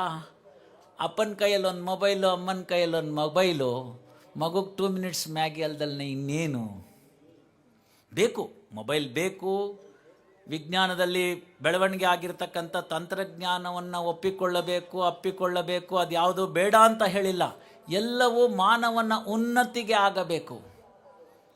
ಮೊಬೈಲ್ನಲ್ಲಿ ರೀಲ್ಸ್ ಮಾಡ್ತಾನೋ ಅಥವಾ ಬೆಳಗಿನಿಂದ ಸಂಜೆ ತನಕ ಫೇಸ್ಬುಕ್ಕಲ್ಲೋ ಮಗ್ನಳಾಗಿ ತನ್ನ ಗರ್ಭದಲ್ಲಿ ಜನಿಸಿದಂಥ ಕೂಸಿಗೆ 2 ದಿವಸಗಳ ಕಾಲ ಊಟವನ್ನೇ ಹಾಕ್ದಲ್ಲೇ ಅದು ಸತ್ತೋಗಿರ್ತಕ್ಕಂಥ ವಿಚಾರ ನಮ್ಮ ಕಣ್ಮುಂದೆ ಇದೆ. ಕಲಿಯುಗದಲ್ಲಿ ಇರ್ತಕ್ಕಂಥ ವಿಚಾರಗಳು ಒಂದೊಂದೇ ನಮಗೆ ಎಚ್ಚರಿಸಿರ್ತಕ್ಕಂಥದ್ದು ಗೋಚರವಾಗ್ತಿಲ್ವಾ? ಇವುಗಳನ್ನೆಲ್ಲ ನಾವು ಮನನೆಗೆ ತೆಗೆದುಕೊಂಡಾಗ ನಮಗೆ ಹಲವಾರು ಸಂಶಯಗಳು ಉಂಟಾಗ್ತವೆ. ಅಂತಹ ಸಂಶಯಗಳನ್ನೆಲ್ಲ ದೂರ ಮಾಡಬೇಕಾಗಿರ್ತಕ್ಕಂತಹ ಒಂದು ವೇದಿಕೆ ಇಂತಹ ಧಾರ್ಮಿಕ ಕಾರ್ಯಕ್ರಮಗಳು. ತಮ್ಮಲ್ಲಿ ಮನಸ್ಸಿನಲ್ಲಿ ಉದ್ಭವವಾಗಿರ್ತಕ್ಕಂಥ ಹಲವಾರು ಸಂಶಯಗಳಿರ್ತವೆ. ಜೀವನ ಧರ್ಮ ಇರ್ಬೋದು, ನಾನು ನಡೀತಿರ್ತಕ್ಕಂಥ ದಾರಿ ಗಮ್ಯವನ್ನು ಮುಟ್ಟುತ್ತಾ ಅಂತ ಕೇಳ್ಕೊಳ್ಳಿ. ಎಲ್ಲರೂ ಡೌಟ್ ಬಂದರೆ ಬನ್ನಿ ಅಜ್ಜನ ಹತ್ರ, ಸರಿಪಡಿಸ್ಕೊಡ್ತಾರೆ. ಆ ಗಮ್ಯದಲ್ಲಿ ಮುಟ್ಟುವುದಕ್ಕೆ ಬೇಕಾಗಿರ್ತಕ್ಕಂಥ ವಿಶೇಷವಾಗಿರ್ತಕ್ಕಂಥ ಜ್ಞಾನ ವಿಜ್ಞಾನವನ್ನು ಇರ್ತಕ್ಕಂಥ ಗವಿಯನ್ನು ನಿಮ್ಮಲ್ಲೆಲ್ಲ ಗವಿ ಮಾಡ್ಕೊಳ್ಳಿ. ಅಜ್ಜನ ಕರುಣೆಯಿಂದ, ಸಂತರ ಆಶೀರ್ವಾದದಿಂದ ಆ ಗವಿಯಲ್ಲಿ ಶಿವ ಬಂದು ನೆಲೆಸೋ ದಿನ ದೂರ ಇಲ್ಲ. ಅದರಿಂದ ಬಸವಣ್ಣವ್ರು ಹೇಳಿದ್ದು ಅಂಗೈಲಿ ಲಿಂಗವೇ ತುಂಬೆ ಹೂವಿನ ಲಿಂಗವೇ ಅಂತ. ಪತ್ರಂ ಪುಷ್ಪಂ ಫಲಂ ತೋಯಂ ಅಂತ. ಒಂದು ಎಲೆ ಹಾಕಿ, ಒಂದು ಸಣ್ಣ ಹೂವಿಡಿ, ನಿಮ್ಮ ಕೈಲಾದರೆ ಬಿದ್ದಂತಹ ಹಣ್ಣುಗಳನ್ನು ತೆಗೆದುಕೊಡಿ, ಕಚ್ಚಿ ರುಚಿಯನ್ನಿ ನೋಡಿ. ನನ್ನ ರಾಮನಿಗಾಗಿ ಅಂತ ತೆಗೆದಿಟ್ಟಂಥ ಶಬರಿಗೆ ಮುಕ್ತಿ ಕೊಡಲಿಲ್ಲವೇ ಶ್ರೀರಾಮ? ಅದರಿಂದ ಬಿದ್ದಂಥ ಹಣ್ಣನ್ನು ಇಟ್ಟಿಡಿ. ಪತ್ರಂ ಪುಷ್ಪಂ ಫಲಂ ತೋಯಂ. ಏನೂ ಇಗಲಿಲ್ಲ ಅಂತಂದರೆ ಒಂದು ತೊಟ್ಟು ನೀರು ಹಾಕಿ ಅದನ್ನು ವಾಪಸ್ ಕಾಡಿಗೆಗೆ ಇಟ್ಕೊಳ್ಳಿ, ಲಿಂಗ ಧಾರಣೆ ಮಾಡ್ಕೊಳ್ಳಿ. ನಿಮ್ಮ ಕೆಲಸವನ್ನು ಏನು ಭಗವಂತ ನಿಮಗೆ ಕೊಟ್ಟಿರ್ತಕ್ಕನೋ ಅಂತಹ ಕೆಲಸವನ್ನು ಶ್ರದ್ಧೆಯಿಂದ ನಮ್ಮ ಕಾರ್ಯಗಳನ್ನು ನಾವು ಮಾಡ್ಕೊಂಡು ಹೊಟ್ಟೋಗ್ಬಿಡ್ತು ಅಂತಂದರೆ ಅದು ಶುದ್ಧ ಕಾಯಕವಾಗುತ್ತೆ.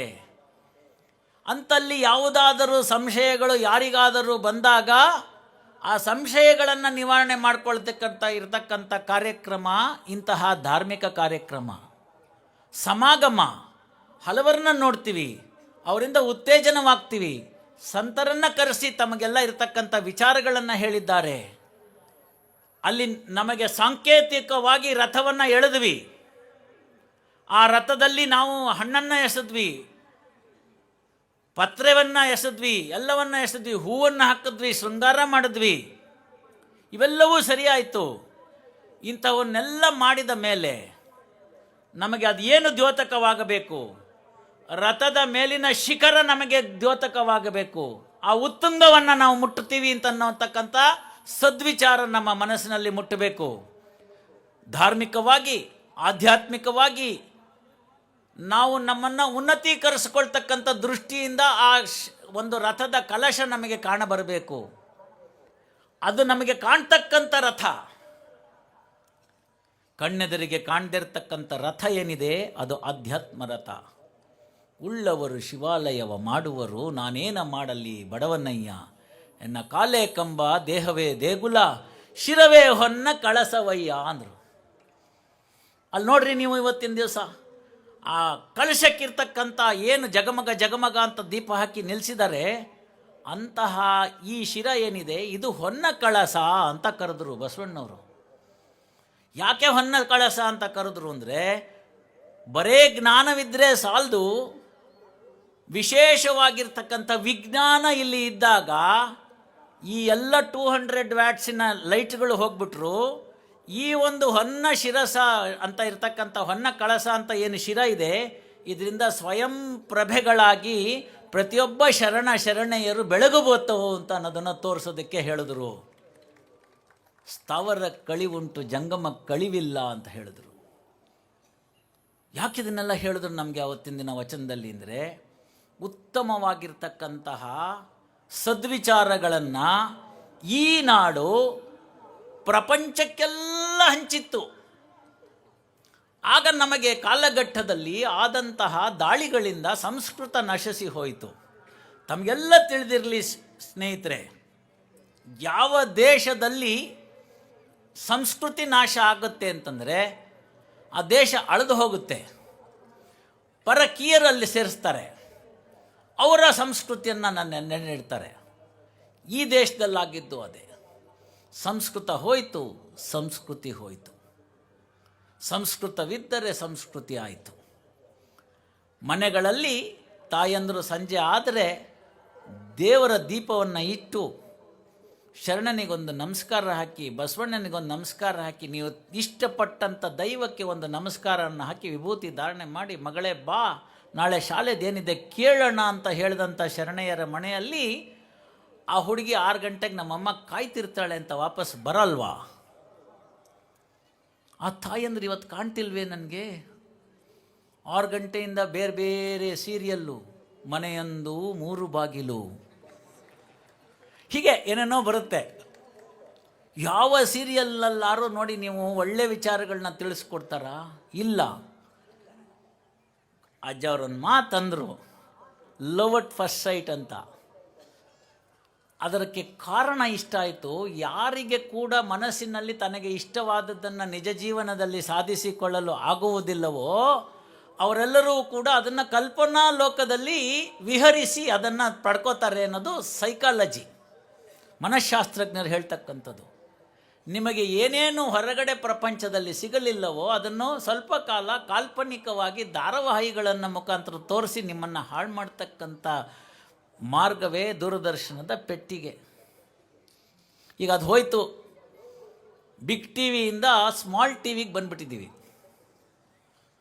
ಮನೆ ಒಂದೇ, ರೂಮ್ಗಳು 3, ಇರೋದು ತಂದೆ ತಾಯಿ ಮಗ ಮಗಳು, ಕೆಲವು ಕಡೆ ಒಂದೇ, ಅದಕ್ಕೆ 3 ರೂಮು. ರೈಟ್ ಟು ಪ್ರೈವೇಸಿ, ನನಗೆ ಪ್ರೈವೇಸಿ ಬೇಕು ಅಂತ. ಮಗ ಮನೆಗೆ ಹೋಗಿ ಒಳಗಡೆ ಬಾಗಿಲಾಕೊಂಡ್ಬಿಟ್ರೆ ತಂದೆ ತಾಯಿ ಬಾಗಿಲನ್ನು ತೆರೆದು ಸೇವೆಯನ್ನು ಕೊಡೋ ಹರಿಯೇ ಅಂತ ಕೇಳಬೇಕು. ಒಟ್ಟು ಕೂತು ಉಣ್ಣೋಂಗಿಲ್ಲ, ಒಟ್ಟು ಕೂತು ಚರ್ಚೆ ಮಾಡೋಂಗಿಲ್ಲ. ರೊಟ್ಟಿ ಮಾಡಿದ್ದೀನಿ ಬಾರು ಅಂತಾನೆ, ನಿನ್ನ ರೊಟ್ಟಿ ನೀನೇ ತಿನ್ಕೋ ಅಂತ ಮೆಸೇಜ್ ಹಾಕ್ತಾನೆ. ಮತ್ತೇನೋ ಮಾಡ್ತೇವೆ ಹೊಟ್ಟೆ ಹಸಲ್ವೇನೋ ಅಂದರೆ, ಸ್ವಿಗ್ಗಿನಾಗಿ ಪಿಜ್ಜಾ ಆರ್ಡ್ರ್ ಮಾಡಿದ್ದೀನಪ್ಪ ಅಂತಾನೆ. ತಪ್ಪಂತ ನಾನು ಹೇಳಲ್ಲ, ನಾಲ್ಗೆ ಬೇರೆ ಬೇರೆ ರುಚಿ ಕೇಳುತ್ತೆ. ಯಾವತ್ತೋ ಒಂದು ದಿವಸ ಕರ್ಕೊಂಡೋಗಿ ಏನೋ ಒಂಚೂರು ತಿನ್ನಿಸ್ರಿ, ಅದು ತೊಂದರೆ ಇಲ್ಲ, ಅದು ಮಕ್ಕಳ ಮೇಲಿನ ಪ್ರೀತಿ. ದಿನಾಗಿಂದ ಅದೇ ಆಗಿಬಿಟ್ರೆ ಅದು ನಮ್ಮ ಸಂಸ್ಕೃತಿಗೆ ಒಗ್ಗಿದಂಥ ಆಹಾರ ಅಲ್ಲ. ಅದಕ್ಕಾಗಿ 15 ನಿಮಿಷ ಕೂಡಬೇಕಾಗುತ್ತೆ. ಬೆಳಗ್ಗೆ ಬೇಜಾರಾಗುತ್ತಲ್ಲ, ಮೊಬೈಲ್ ಇಟ್ಕೊಳ್ಳೋದು. ಅದು ಬರವಲ್ದು, ನೀವು ಬಿಡವಲ್ರು. ಇದು ನಮಗೆ ಬೇಕಾಗಿತ್ತ? ಕೇವಲ 20 ವರ್ಷದ ಹಿಂದೆ ಇದಿರಲಿಲ್ಲ. ಇವತ್ತು ಯಾವುದಾದ್ರು ಒಂದು ಪಟ್ಟಣ ಅಭಿವೃದ್ಧಿ ಹೊಂದಿದೆ ಅಂತಂದರೆ ನಮಗೆ ಅಲ್ಲಿ ಫಾರಿನ್ ಡ್ರೆಸ್ಸಸ್ ಇರ್ತಕ್ಕಂಥ ಶಾಪ್ಗಳು ಕಾಣಿಸ್ಬೇಕು, ಸ್ವಿಗ್ಗಿ ಬಂದಿರಬೇಕು, ಝೊಮ್ಯಾಟೊ ಬಂದಿರಬೇಕು, ಐಸ್ ಕ್ರೀಮ್ ಬಂದಿರಬೇಕು, ಅದರಲ್ಲಿ ಇಂಟರ್ನ್ಯಾಷನಲ್ ಬ್ರ್ಯಾಂಡ್ ಬಂದಿರಬೇಕು. ಆವಾಗ ಆ ಪಟ್ಟಣ ಉದ್ಧಾರ ಆಯಿತು ಅಂತ. ಇಲ್ಲಿರ್ತಕ್ಕಂಥವ್ರೆಲ್ಲ ಹೇಳಿ 25ನೇ ವರ್ಷಕ್ಕೆ ಅಜ್ಜನ ಜಾತ್ರೆಗೆ ಬಂದವ್ರು ತುಂಬ ಮಸ್ತ್ ಮಂದಿ ಇದ್ದೀರಿ, ಕೈ ಎತ್ತಿರಿ. 25 ವರ್ಷದ ಒಳಗಡೆ ಇದು ಯಾವ್ದಾರು ಇತ್ತೇನೇ ಇರಲಿ? ಯಾವುದೂ ಇದ್ದಿರಲಿಲ್ಲ. ಮಂದಿ ರಾಯಚೂರಿಂದ ಬರೋರು, ಯಾಕೆಂದರೆ ಕೊಪ್ಪಳ ರಾಯಚೂರಿಗೆ ಸೇರಿತ್ತು. ಈಗ 25 ವರ್ಷ ಆಯಿತು ಜಿಲ್ಲೆ ಆಗಿ. ಯಾವನ್ನಾರು ಫಾರಿನ್ಗೆ ಹೋದವನು 25 ವರ್ಷದ ನಂತರ ಬಂದರೆ ಮನೆಯಲ್ಲಿಂದ ಹುಡುಕ್ಬೇಕು, ಕೊಪ್ಪಳದಲ್ಲಿ ಮನೆ ಕಾಣೋಂಗಿಲ್ಲ ಅವನಿಗೆ. ಇವೆಲ್ಲ ಹಂಗಾಗ್ಬಿಟ್ಟವಲ್ಲ. ಇದೆಲ್ಲ ಸಂಸ್ಕೃತಿ ನಾಶಕ್ಕೆ ಕಾರಣ ಆಯಿತು. ಸ್ನೇಹಿತರೆ, ತಮಾಷೆ ಆಯಿತು, ಚಪ್ಪಾಳೆ ತಟ್ಟಿದ್ವಿ. ನಿಮಗೊಂದು ಮನಸ್ಸಿನಲ್ಲಿ ನೆನಪಿರಲಿ, ನಮ್ಮ ದೇಶ ಇಷ್ಟೆಲ್ಲ ಆದರೂ ಕೂಡ ಈ ಭಾರತಾಂಬೆ ಬಂಜೆ ಅಲ್ಲ. ಗುರುಗಳು ಹೇಳಿದ್ರು, ಲಾಲ್ ಬಹದ್ದೂರ್ ಶಾಸ್ತ್ರಿ ಇದ್ದಂಥ ರಾಷ್ಟ್ರ ಅಂತ. ಅಂಥ ರಾಷ್ಟ್ರದಲ್ಲಿ ಮತ್ತೊಬ್ಬ ಶಾಸ್ತ್ರಿಗಳು ಸಿಗ್ತಾರ ಅಂತಂದರೆ ತೆರೆಮರೆ ಕಾಯಿನಲ್ಲಿ ಇದ್ದಂಥ ಕಾಂತ ಸಿಕ್ಕಿದ್ರು ಅಲ್ಲಿಗೆ DNA ಎಲ್ಲೂ ಸತ್ತಿಲ್ಲ ಅಂತಾಯಿತು. ಪುಣ್ಯಾತ್ಮರೊಬ್ಬರು ಕ್ಯಾನ್ಸರ್ನಲ್ಲಿ ಬಳತಕ್ಕಂಥ ರೋಗಿಗಳಿಗೆ ತಮ್ಮ ಕೂಡಿಟ್ಟ ಹಣದಿಂದ ಉತ್ತಮ ಕಾಯಕ ಅಂಥೇಳಿ 3 ಕೋಟಿ ರೂಪಾಯಿ ಕಟ್ಟಿ ಆಸ್ಪತ್ರೆ ತೆಗೆದು ಉಚಿತವಾಗಿ ಸೇವೆ ಮಾಡ್ತಾ ಇದ್ದಾರೆ ಅಂತಂದರೆ ಅದು ಕಾಯಕವಲ್ಲವೇ? ಅದು ಬಸವಣ್ಣನಿಗೆ ಒಪ್ಪಲ್ವೇ? ಅದು ನಮ್ಮ ಶಿವನಿಗೆ ಅಪ್ಪಲ್ವೇ? ನನ್ನ ಕೈಲೇನು ಸಾಧ್ಯ ಸರ್? ಹೇಳ್ಬಿಟ್ರಲ್ಲ, ಎನ್ನ ಕಾಲೇ ಕಂಬ ದೇಹವೇ ದೇಗುಲ. ಹೋಗ್ರಿ, ಅರ್ಧ ತಾಸು ಅವ್ರ ಆಸ್ಪತ್ರೆಗೆ ಸೇರ್ಕೊಳ್ರಿ, ಯಾರ್ದಾರು ರೋಗಿಗೆ ಶುಶ್ರೂಷೆ ಮಾಡಿ ಬನ್ನಿರಿ. ಬೇಡ ಅಂತೀರೇನವರು? ಬೇಡ, ಇಲ್ಲಾಗೆ ಒಬ್ಬನಾಗೆ ಇರ್ತಾನೆ, ಹಿಂದಿಲ್ಲ ಮುಂದಿಲ್ಲ. ಅವ್ರ ಮನೆಗೆ ಹೋಗ್ರಿ, ಒಂದಷ್ಟು ಗಂಜಿ ಇಟ್ಟು ಬನ್ನಿರಿ, ತಪ್ಪೇನಾಗ್ತವೆ? ಈ ಕೆಲಸನ ಗವಿಮಠ ಮಾಡ್ತು, ಹೇಳ್ಕೊಳ್ಳಿಲ್ಲ ಅಷ್ಟೆ. ಇಡೀ ವಿಶ್ವವನ್ನು ಹಾಳು ಮಾಡಬೇಕು ಅನ್ನೋ ದುರ್ಲೋಚನೆಯಿಂದ ಅನ್ಯ ರಾಷ್ಟ್ರ ಒಂದು ಮನುಷ್ಯ ನಿರ್ಮಿತವಾಗಿರ್ತಕ್ಕಂಥ ಕೋವಿಡ್ ಅಂತಕ್ಕಂಥ ಒಂದು ವೈರಸ್ಸನ್ನು ಕೊಟ್ಟಾಗ ಪಕ್ಕದ ಮನೆಯವರು, ನಿನ್ನೆ ರಾತ್ರಿ ಒಟ್ಟಿಗೆ ಚಾ ಕುಡಿದವರು, ಅಜ್ಜ, ಅಪ್ಪ, ತಂಗಿ, ಅಣ್ಣ, ಚಿಕ್ಕಮ್ಮ, ದೊಡ್ಡಮ್ಮ, ಗುರುಗಳು, ಸ್ನೇಹಿತರು ಯಾರನ್ನೂ ಬಿಡದಲ್ಲೇ ತಿಂದ್ಕೊಂಡು ಹೊಟ್ಟೋಯ್ತು ಮಹಾಮಾರಿ. ಅಂಥ ಸಂದರ್ಭದಲ್ಲಿ ಇಡೀ ಕೊಪ್ಪಳದ ಜನತೆಗಷ್ಟೇ ಅಲ್ಲದೆ ಸುತ್ತಮುತ್ತಲಿನಲ್ಲಿರ್ತಕ್ಕಂಥ ಯಾರು ಬೇಕಾದರೂ ನನ್ನಲ್ಲಿ ಬನ್ನಿ, ನಾವು ಮಾಡಿರ್ತಕ್ಕಂಥ ಈ ಕೋವಿಡಿನ ಆಸ್ಪತ್ರೆಗಳಿರ್ಬೋದು, ವಿಶೇಷವಾಗಿ ಅದನ್ನು ನಿರ್ಮಿಸ್ತಕ್ಕಂಥ ವಿಚಾರಗಳಿರ್ಬೋದು, ಅಲ್ಲಿ ಬನ್ನಿ, ಆಶ್ರಯ ಕೊಡ್ತೀನಿ ಅಂತ ಹೇಳಿದ್ರು ಗುರುಗಳು. ಎಲ್ಲಾದರೂ ಹೆಸರಾಕೊಂಡಿದ್ದು ನೋಡಿದ್ರ? ಇಲ್ಲ. ಯಾಕೆಂದರೆ ಅದು ನಿಷ್ಕಾಮ ಕರ್ಮದ ಭಾಗವಾಯಿತು ಅವ್ರಿಗೆ. ಎಷ್ಟೋ ಮಂದಿ ಬಂದರು, ಸುಧಾರಿಸ್ಕೊಂಡ್ರು, ವಾಪಸ್ ಹೋದರು. ಇಲ್ಲಿ ನಡೆದಿರ್ತಕ್ಕಂಥ ಎಲ್ಲರೂ ಕೂಡ ನನ್ನನ್ನು ಸೇರಿ ಇರ್ತಕ್ಕಂಥವ್ರಿಗೆ ಸಪ್ಲಿಮೆಂಟ್ರಿ ಎಕ್ಸಾಮ್ ಬರೆಯೋಕ್ಕೆ ಶಿವ ಒಂದು ಚಾನ್ಸ್ ಕೊಟ್ಟಿದ್ದಾನೆ. ಮೊದಲನೇ ಎಕ್ಸಾಮಲ್ಲಿ ನಾವು ಫೇಲ್ ಆಗಿಬಿಟ್ವಿ, ಮಾನವರಾಗಲಿಲ್ಲ, ಮನುಷ್ಯತ್ವ ಬೆಳೆಸ್ಕೊಳ್ಳಿಲ್ಲ.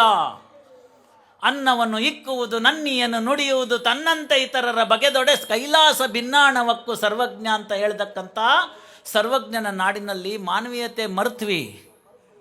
ಅಣ್ಣ, ನಮ್ಮ ಯಜಮಾನರಿಗೆ ಕೆಲಸಕ್ಕೆ ಹೋಗೋಕ್ಕಾಗಿಲ್ಲ.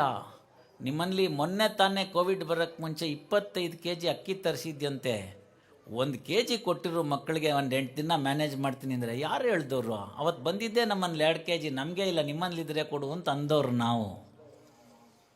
ಯಾರು ಇರಲಿ ಬರಲಿ, ಕೊನೆಗಾಲಕ್ಕೆ ಏನೂ ಬೇಡ, ಶುದ್ಧವಾಗಿರ್ತಕ್ಕಂಥ ಗಾಳಿ ಸಿಗ್ದಲ್ಲೇ ಉಸಿರು ಕಟ್ಟಿ ಹೋಗಿ ಇನ್ನೇನು ಈ ಕ್ಷಣದಲ್ಲಿ ಆ ಕ್ಷಣದಲ್ಲಿ ಸಾಯ್ತೀನಿ ಅನ್ನೋ ಪರಿಸ್ಥಿತಿ ಬಂದಾಗ ಪ್ರಾಣವಾಯು ಆಗಿರ್ತಕ್ಕಂಥ ಆಮ್ಲಜನಕವನ್ನು ಕೊಡಿಸಿ ನಾಡಿಗೆ ಮೆರೆದಂಥದ್ದು ಗುರುಗಳು. ಶಿಕ್ಷಣ ಕ್ಷೇತ್ರವಿರ್ಬೋದು, ವೈದ್ಯಕೀಯ ಕ್ಷೇತ್ರವಿರ್ಬೋದು, ಸಾಮಾಜಿಕ ಕೆಲಸ ಕಾರ್ಯಗಳಿರಬಹುದು, ಹೆಣ್ಣು ಮಕ್ಕಳಿಗೆ ಶಾಲೆ ಇರಬಹುದು, ಬಾಲ್ಯ ವಿವಾಹವನ್ನು ತಡೆಗಟ್ಟಕ್ಕಂಥ ವಿಚಾರಗಳಿರಬಹುದು, ಹೆಣ್ಣು ಮಕ್ಕಳಿಗೆ ಸೂಕ್ತ ಸ್ಥಾನಮಾನಗಳನ್ನು ಕೊಡಿಸ್ತಕ್ಕಂಥ ಕೆಲಸಗಳಿರ್ಬೋದು, ಉಚಿತವಾಗಿರ್ತಕ್ಕಂಥ ಶಾಲಾ ಕಾಲೇಜುಗಳನ್ನು ನಡೆಸ್ಕೊಳ್ದಿರ್ಬೋದು. ಇಂಥ 10 ಹಲವು ಕಾರ್ಯಗಳನ್ನು ನಡೆಸಿ ಏನು ಗೊತ್ತಿಲ್ಲ ಅಂತ ಸುಮ್ಮನೆ ಕೂತಿದ್ದಾರಲ್ಲ ಗುರುಗಳು. ಇಲ್ಲಿ ಅನುಮಾನಗಳಿಗೆ ಇನ್ನೆಲ್ಲ ಅವಕಾಶ? ಆದ್ದರಿಂದ ಸ್ನೇಹಿತರೆ, ಇಂತಹ ಕಾರ್ಯಕ್ರಮಗಳು ಬಂದಾಗ ಅಲ್ಲಲ್ಲಿ ಮೂಡ್ತಕ್ಕಂಥ ಅನುಮಾನ, ಇವತ್ತು ನನ್ನಲ್ಲಿರ್ತಕ್ಕಂಥದ್ದನ್ನು ನಿಮಗೆ ಕೊಟ್ಬಿಟ್ರೆ ಮುಂದೆ ನನ್ನ ಗತಿ ಏನು ಅಂತಕ್ಕಂಥ ಅನುಮಾನ, ನನ್ನ ಮಕ್ಕಳು, ನನ್ನ ಮೊಮ್ಮಕ್ಕಳು, ನನ್ನ ಮರಿಮಕ್ಕಳು, ಅವ್ರ ಮಕ್ಕಳಿಗೆ ಆಗೋಷ್ಟು ಶೇಖರಣೆ ಮಾಡ್ತಿದ್ದೀರಲ್ಲ, ಇನ್ನೊಂದು ಕರೋನಾ ಬಂದು ನಿಮ್ಮ ಮನೆಯವರೆಲ್ಲ ಹೋಗಲ್ಲ ಅಂತ ಗ್ಯಾರಂಟಿ ಏನು? ಆವಾಗ ಯಾರಿಗೋಗುತ್ತದು? ಆದ್ದರಿಂದ ಅಂತಹ ಅನುಮಾನಗಳು ಯಾವುದು ಬಂದರೂ ಕೂಡ ನಿವಾರಣೆ ಮಾಡ್ಕೊಳ್ಳಿ. ಅಂತಹ ಅನುಮಾನಗಳಿಗೆ ಸಮಾರೋಪವನ್ನು ಹೇಳ್ತಕ್ಕಂಥದ್ದೇ ಸಮಾರೋಪ ಸಮಾರಂಭ. ನನಗೆ ಒಂದು ಕ್ಷಣ ಅನ್ನಿಸ್ತು, ಗುರುಗಳು ಫೋನ್ ಮಾಡಿದ್ರು, ಅವ್ರ ಸ್ನೇಹಿತರು ಆಪ್ತರು ಬಂದಿದ್ದರು ನನ್ನನ್ನು ಭೇಟಿ ಮಾಡೋಕ್ಕೆ. ಜಾತ್ರೆಯಲ್ಲಿ ಲಕ್ಷಾಂತರ ಜನ ಸೇರ್ತಾರೆ, ನೀವು ಬಂದು 4 ಮಾತು ಹೇಳಬೇಕು ಅಂತ. ಇಲ್ಲಿ ಕುಳಿತಿರ್ತಕ್ಕಂಥ ಜ್ಞಾನಿಗಳ ಮಧ್ಯೆ ನಾನೇನು ಅಂಥ ಜ್ಞಾನವಂತನಲ್ಲ. ಶರಣರ ನಡೆನುಡಿಗಳನ್ನು ಉಸಿರಿನಲ್ಲಿ ಉಸಿರಾಗಿಸಿಕೊಂಡು ಜೀವನ ಮಾಡ್ತಿರ್ತಕ್ಕಂಥ ಪುಣ್ಯಾತ್ಮರುಗಳು ಇವರೆಲ್ಲರನ್ನು. ಅವರ ಮಧ್ಯದಲ್ಲಿ ನಾನೇನು ಹೇಳೋದು ಅಂತ ಒಂದು ಕ್ಷಣ ಕೈಕಾಲು ನಡಕ ಉಂಟಾಯಿತು ನನಗೆ. ಕರೆಸ್ಬಿಟ್ಟಿದ್ದಾರೆ ಜಾತ್ರೆಗೆ, ಸಮಾರೋಪ ನುಡಿ ಅಂತ ಹೇಳ್ತಾರೆ. ಕನ್ನಡದಲ್ಲಿ ಒಂದು ಗಾದೆ ಇದೆ, ಉತ್ತಮವಾಗಿರ್ತಕ್ಕಂಥ ಪಾಯಸ ಮಾಡೋದಂತೆ. ಒಳ್ಳೆ ಹಾಲು, ಅಪ್ಪೆ ಕರೆದು ಹಾಕಿದ್ರು, ದ್ರಾಕ್ಷಿ, ಗೋಡಂಬಿ ಎಲ್ಲವನ್ನು ಹದವಾಗಿ ತುಪ್ಪದಲ್ಲಿ ಹುರಿದು ಹಾಕಿದ್ರು, ಒಳ್ಳೆ ಕೇಸರಿಯನ್ನು ಕೊಟ್ಟರು. ಆಚೆ ಈಚೆ ನೋಡಿದ್ರು ಅದು ಸ್ವಲ್ಪ ಉಕ್ಲಿಕ್ಕೆ ಹತ್ತಿತು. ಸೌಟ ಸಿಕ್ಕಲಿಲ್ಲ ಹಿಂಗೆ ಅನ್ನಕ್ಕೆ ಕದಡಕ್ಕೆ.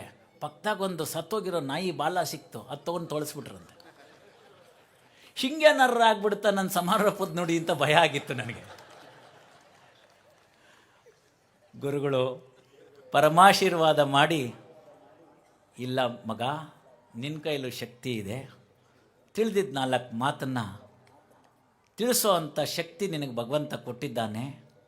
ನಿಮ್ಮ ತಂದೆ ತಾಯಿ ಪುಣ್ಯ, ನಿಮ್ಮ ಪೂರ್ವಜರ ಪುಣ್ಯ, ನೀನು ಅಷ್ಟೋ ಇಷ್ಟೋ ಯಾವತ್ತಾರು ಒಂದಿನ ಗವಿಸಿದ್ದೇಶ್ವರನಲ್ಲಿ ಬಂದು ಹೋಗಿತ್ತು ಅಂತಂದರೆ ಯಾವುದೋ ಶತಮಾನದಲ್ಲಿ ಅದರ ಪುಣ್ಯ ಎಲ್ಲವೂ ಸೇರಿ ನಿನಗೂ ಒಂದು ಸಮಾಜದಲ್ಲಿ ಒಂದು ಉನ್ನತ ಸ್ಥಾನವನ್ನು ಭಗವಂತ ಕೊಟ್ಟಿದ್ದಾನೆ. ನೀನು ಆ ಸ್ಥಾನದಿಂದ ಬಂದು ಒಂದು 4 ಮಾತನ್ನು ನಮ್ಮ ಶರಣೆಯರಿಗೆ ಹೇಳಿದ್ರೆ ಹೆಚ್ಚು ಮುಟ್ಟುತ್ತೆ ಅನ್ನೋ ಒಂದೇ ಉದ್ದೇಶ ಇರಬೇಕು ನನ್ನನ್ನು ಕರೆಸಿದ್ದು. ಹಾಗೆ ತಿಳಿದಂತಹ ಕೆಲವು ವಿಚಾರಗಳು, ಅದನ್ನು ತಮ್ಮ ಮುಂದೆ ನನ್ನ ಚಿಕ್ಕ ಅನುಭವವನ್ನು ಹಂಚಿಕೊಂಡು ಸಮಾಜ ಹೇಗಿರಬೇಕು ಅನ್ನೋದನ್ನು ರೂಪಿಸ್ಕೊಡೋದ್ರಲ್ಲಿ ನಮ್ಮ ಕೆಲಸವನ್ನು ಮಾಡ್ತಾ ಇರ್ತಕ್ಕಂಥ ಸಂದರ್ಭದಲ್ಲಿ ಅಂತಹ ಪ್ರಕರಣಗಳನ್ನು ವಿಚಾರಣೆಗೆ ಒಳಪಡಿಸುವಾಗ ಸ್ವಲ್ಪ ಮಾನವೀಯ ನೆಲೆ ದೃಷ್ಟಿ ಇಟ್ಕೊಂಡು ಕಾನೂನನ್ನು ಬಿಡದೆ ಕಾನೂನಿನ ಚೌಕಟ್ಟಿನೊಳಗೆ ಮಾನವೀಯತೆ ನೆಲೆಯಲ್ಲಿ ಎಷ್ಟು ಸಾಧ್ಯವೋ ಅಷ್ಟು ಪ್ರಕರಣಗಳನ್ನು ಸರ್ವೇ ಜನಾಃ ಸುಖಿನೋ ಭವಂತು ಅಂತ, ಎಲ್ಲರಿಗೂ ಒಳ್ಳೆಯದಾಗಬೇಕು, ತಪ್ಪು ಮಾಡಿದವನಿಗೆ ಶಿಕ್ಷೆ ಆಗಬೇಕು, ಆ ಶಿಕ್ಷೆ ಅವನನ್ನು ಸಮಾಜದ ಮುಖ್ಯವಾಹಿನಿಗೆ ತರ್ತಕ್ಕಂಥ, ಅವನನ್ನು ಸರಿಪಡಿಸಿ ಸಮಾಜದಲ್ಲಿ ವಾಪಸ್ಸು ಸೇರಿಸ್ತಕ್ಕಂಥ ಕೆಲಸ ಆಗಬೇಕು, ವ್ಯಾಜ್ಯಗಳಿಗೆ ಮುಕ್ತಿ ಸಿಗಬೇಕು, ಶೀಘ್ರವಾಗಿ ಸಿಗಬೇಕು ಅನ್ನೋ ಒಂದೆಲ್ಲ ಕೆಲವು ವಿಚಾರಗಳನ್ನ ಮನಸ್ಸಿನಲ್ಲಿಟ್ಕೊಂಡು ಸಣ್ಣ ಪುಟ್ಟ ಪ್ರಕರಣಗಳನ್ನು ತೀರ್ಮಾನ ಮಾಡಿದ್ದನ್ನು ಕೆಲವು ವಾಹಿನಿಯವರು ಯೂಟ್ಯೂಬು, ಇನ್ಸ್ಟಾಗ್ರಾಮು ಇದರಲ್ಲೆಲ್ಲ ಹಾಕಿದ್ರಿಂದ ಹಲವಾರು ಜನರು ನನ್ನನ್ನು ಇವತ್ತು ಗುರುತಿಸಬಲ್ಲಿರಿ. ಹಾಗಾಗಿ ಜಾತ್ರೆಗೆ ಬರ್ತಕ್ಕಂಥ ಅವಕಾಶ ಸಿಕ್ತು. ಪರಮ ಪುಣ್ಯಪ್ರದವಾದ ಇಂತಹ ಒಂದು ಕಾರ್ಯಕ್ರಮದಲ್ಲಿ ಆ ತೇರನ್ನು ಮುಂದೆ ಹೋಗಿ ಎಳೆಯಲಿಕ್ಕಾಗದಿದ್ದರೂ ಕೂಡ ಆಕೆ ಕಟ್ಟಿದ್ದ ದಾರವನ್ನು, ಕೊನೆಯ ಎಳೆಯನ್ನು ಮುಟ್ಟುವಂಥ ಅವಕಾಶವನ್ನು ನನಗೆ ಗುರುಗಳು ಕಲ್ಪಿಸಿಕೊಟ್ಟಿದ್ದಾರೆ. ಶುಕ್ರವಾರ 17ನೇ ತಾರೀಕು ಜನವರಿ 2025 ಸಮಾರೋಪವಾಗ್ತಾ ಇದೆ, ಜಾತ್ರೆ ಸಂಪನ್ನವಾಗ್ತಾ ಇದೆ. ನಮ್ಮೆಲ್ಲರ ಜೀವನದಲ್ಲಿ ಈ ಕಳೆದ ಕ್ಷಣಗಳು ವಾಪಸ್ ಬರೋದಿಲ್ಲ, ಯಾರಿಗೂ ಬರೋದಿಲ್ಲ, ನನಗೂ ಬರೋದಿಲ್ಲ. ನಾನು ಸ್ವಲ್ಪ ಸ್ವಾರ್ಥಿ ರೀ, ಗುರುಗಳು ಕ್ಷಮಿಸಬೇಕು, ನಾನು ಸ್ವಾರ್ಥಿ ಎಂದಿದ್ದೀನಿ. ಹೌದು, ನಾನು ಸ್ವಾರ್ಥಿ. ಯಾಕೆಂದರೆ ನನ್ನ ಸಮಯವನ್ನು ಇವತ್ತು ನಾನು ಪ್ರೀಮಿಯಮ್ ಅಂತ ಕಟ್ಟಿದ್ದೀನಿ. ಮನೆಯವರಿಂದ ದೂರ ಇದ್ದೀನಿ, ಇಲ್ಲಿಗೆ ಬಂದಿದ್ದೀನಿ, 4 ಮಾತು ಹೇಳಿದ್ದೀನಿ, ಪುಣ್ಯ ಸಂಪಾದನೆಗೆ ಅವಕಾಶ ಮಾಡಿಕೊಟ್ಟಿದ್ರಲ್ಲಿ ನಾನು ಪಾಲ್ಗೊಂಡಿದ್ದೀನಿ. ಆ ಗವಿಸಿದ್ದೇಶ್ವರರ ರಥವನ್ನು, ಹಗ್ಗದ ಕೊನೆ ಎಳೆಯನ್ನು ಮುಟ್ಟಿದ್ದೇನೆ. ಅದರಲ್ಲೂ ಒಂದು ಸ್ವಾರ್ಥವಿದೆ. ಅವ್ರು ಹೇಳಿದ್ರು ನಿಷ್ಕಲ್ಮಶವಾದಾಗಿರ್ತಕ್ಕಂಥ ಪ್ರೇಮ ಇರಬೇಕು ಅಂತ. ನನ್ನ ಪ್ರೇಮ ಒಂಚೂರು ಕಲ್ಮಶ. ಅದೇನು ಅಂದರೆ, ನನಗಾಗೇನು ಕೇಳ್ಕೊಳ್ಳಲ್ಲ ನಾನು ಸ್ವಾರ್ಥನ. ಇಲ್ಲಿ ಬಂದಿರತಕ್ಕಂಥ ನೆರೆದಿರ್ತಕ್ಕಂಥ ಎಲ್ಲ ಶರಣೆಯರ ಮನೆಯಲ್ಲಿ ಚಿಕ್ಕ ಚಿಕ್ಕ ಮಕ್ಕಳುಗಳಿದ್ದಾವೆ. ಅಂತಹ ಮಕ್ಕಳುಗಳು ಎಲ್ಲ ಉನ್ನತವಾಗಿರ್ತಕ್ಕಂಥ ವಿಚಾರಗಳನ್ನು ಸಿದ್ದೇಶ್ವರನ ಜಾತ್ರೆಯಲ್ಲಿ ಬಂದು ಅವನ ಆಶೀರ್ವಾದವನ್ನು ಪಡೆದು ಮುಂದೊಂದು ದಿನ ಅಂತಹ ಒಂದು ಮಗು ಇಲ್ಲಿ ನಿಂತು ಸಮಾರೋಪ ಸಮಾರಂಭದ ನುಡಿಗಳನ್ನು ನುಡಿದಲ್ಲಿ ಅದು ನನ್ನ ಒಂದು ಈ ಸಮಯಕ್ಕೆ ಕೊಟ್ಟಂಥ ಡಿವಿಡೆಂಡ್ ಅಂತ ಭಾವಿಸ್ತೀನಿ. ಸಮಯ ಮುಗ್ದಿದೆ. ಈ ಸಮಾರೋಪ ನುಡಿಗಳನ್ನು ಪ್ರಾರಂಭ ಮಾಡೋದಕ್ಕೂ ಕೂಡ ಒಂದು ಅರ್ಧ ಗಂಟೆ ತಡವಾಗಿದೆ. ಹಾಗಾಗಿ 8:15 ಅಂತಿದ್ದನ್ನು 9 ಗಂಟೆಗೆ ಅಂತ ನಾನು ಅದನ್ನು ಸರಿಪಡಿಸ್ಕೊಂಡೆ. ಆ 9 ಗಂಟೆ ಈಗ ಆಗ್ತಾ ಇದೆ. ಇನ್ನೂ ಮುಂದಿನ ಕಾರ್ಯಕ್ರಮ ಹಾಸ್ಯೋತ್ಸವ ಇದೆ.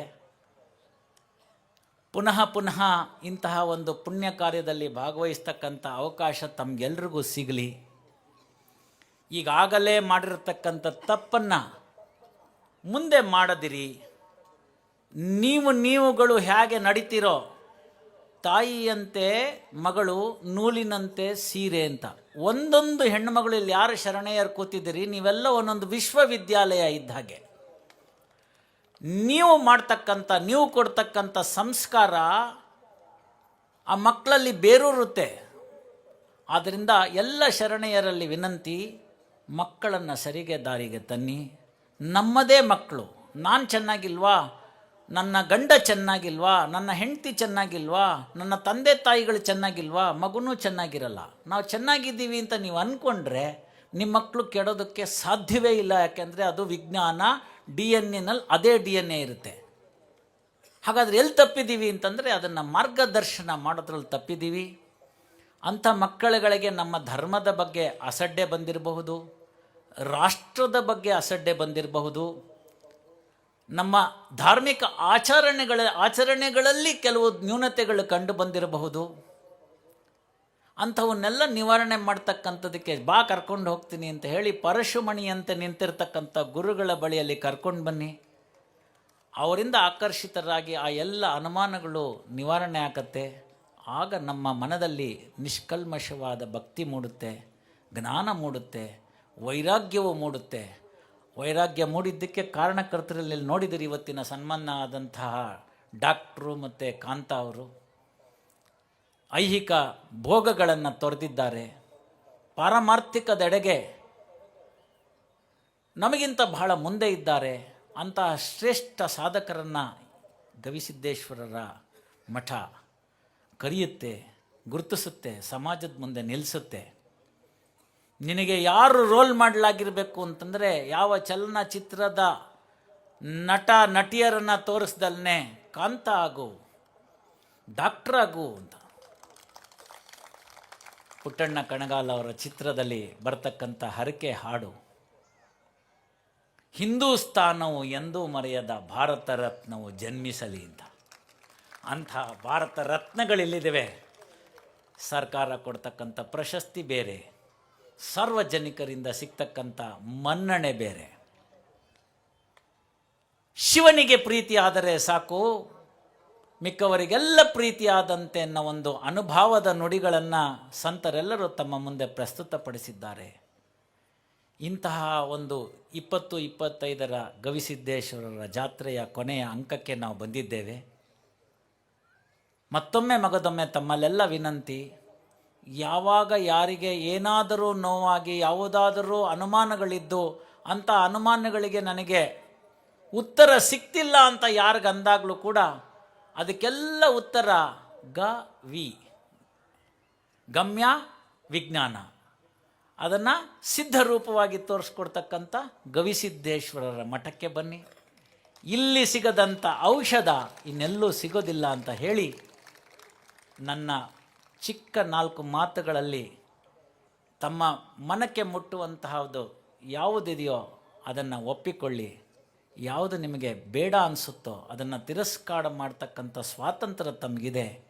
ಯಾವ 4 ಮಾತುಗಳನ್ನು ಒಪ್ಕೊಳ್ತಿರೋ ಅದನ್ನು ಇವತ್ತಿನ 17/1/25 ಇಲ್ಲೇ ಈ ಮೈದಾನದಲ್ಲೇ ಬಿಡೋದು ಬಿಟ್ಟು 26ಕ್ಕೆ ಬಂದಾಗ ಅಜಾರೇ ಅವ್ರು ಹೇಳಿದರು, ನಾವು ಅದರಂತೆ ನಡೆದಿದ್ದೀವಿ, ನಮ್ಮ ಗಿಡ ಹೂ ಬಿಡ್ಲಕ್ಕೆ ಹತ್ತಿದೆ ಅಂತಂದರೆ ನನ್ನ ಜನ್ಮ ಸಾರ್ಥಕವಾಯಿತು ಅಂತ ಹೇಳ್ತೀನಿ. ಸರ್ವರಿಗೂ ನಮಸ್ಕಾರ.